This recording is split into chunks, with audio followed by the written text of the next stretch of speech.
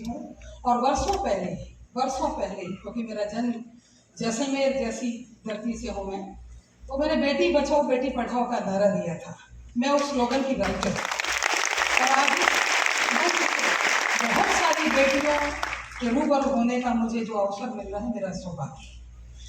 मेघा साहब ने एक बात कही कि बच्चियों को बोलते हैं कि तुम क्या बनोगी, कुछ नहीं बनोगी, क्या बनेगी, इसके माता पिता क्या कर पाएंगे, इनसे शादी कौन करेगा।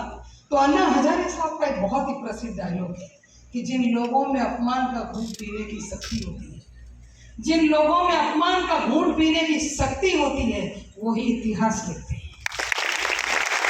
तो मैं आपको बताऊं कि कई चीज़ों को रोका जाता है। मैं भी, आप देखिए कि 50+ मेरी उम्र है, तो आप सोचिए कि 50 साल पहले का जैसलमेर और अभी का जैसलमेर बहुत ज़्यादा कोई फर्क नहीं है।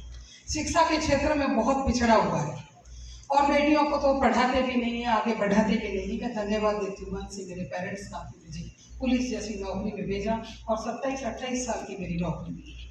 मैं महिलाओं और बच्चों के लिए काम करने का पूरा प्रयास करती हूँ। जो मेरी तरफ से मैं उन्हें दे सकती हूँ, मैं उन्हें देने का पूरा प्रयास करती हूँ। और आपने ये भी बोला कि हॉस्टल होना चाहिए। मैं तन मन और धन से भी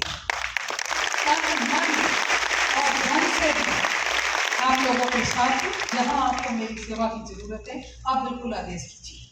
बच्चियों को एक विशेष तौर से कहना चाहूँगी क्योंकि मैं साइबर की इंचार्ज हूँ कि साइबर क्राइम से दूर रहिए, OTP मत बताइए, अननोन लोगों से संपर्क मत रखिए, उनके साथ दोस्ती मत कीजिए। उनका जो रिजल्ट होता है वो आप देखते हैं कि आप जैसी बेटियों की लाश जो है ना, वो संदूक के अंदर पुलिस को मिलती है और एक लावारिस की तरह आपका दाह संस्कार होता है, क्योंकि पुलिस आपके पेरेंट्स को कई बार ढूंढ नहीं पाती। तो इन चीज़ों से आप दूर रहिए और अगर फंस गए हो तो कहने का मादा भी रखिए कि ये मेरे से गलती हो गई है। आत्महत्या मत कीजिए, क्योंकि शिव खेड़ा साहब ने कहा है जीत आपकी किताब में कि आत्महत्या अस्थायी समस्या का स्थायी समाधान है। और वो आदमी ही क्या जिसकी जिंदगी में संघर्ष नहीं आए।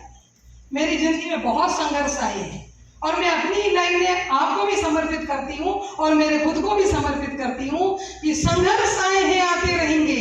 संघर्ष आए हैं, आते रहेंगे। संघर्षों को आने दो और हौसलों का कफन बांध लो, कुदरत को झुक जाने दो। ठोकरें मिलती रहेगी, ठोकरें मिलती रहेगी, कभी नहीं बिखरना तुम।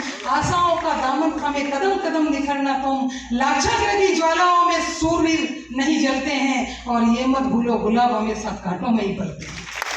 ये मेरी कविता की कुछ लाइनें थी और फिर मैं कुछ कविताएं मेरी बेटियों को समर्पित करूंगी जो मैं हर फंक्शन के अंदर बोलती हूँ कि हर जख्म को दिलों में छुपाती है बेटियां, बेटों सफर जब निभाती है बेटियां, है जिंदगी में उसकी अहमियत बहुत, फिर दुनिया की कोख से गिराती है बेटियां। रहती हमारे दिल में धड़कन सी बेटियां, महकती घर आंगन में चंदन सी बेटियां, हर घात को हर जुल्म को सहती है बेटियां, हर गम को हर पीड़ा को कब कहती है बेटियां।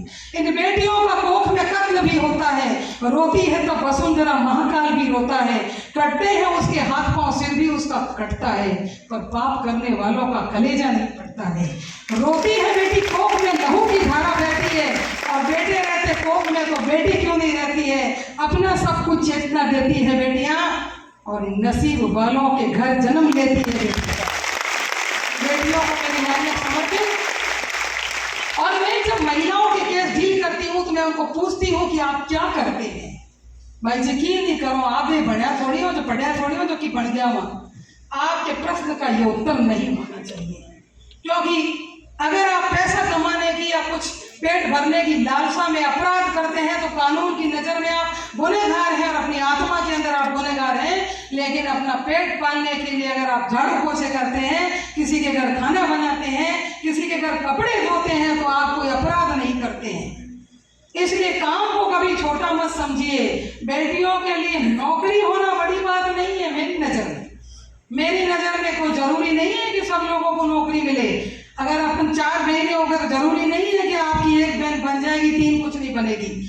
आपके लिए ये जरूरी है कि अगर संकट का समय आता है तो आपके पास में रोजगार का क्या साधन है, ये हुनर आप में होना चाहिए, ये मादा आपके अंदर होना चाहिए। मैं बड़े बड़े फंक्शंस में जब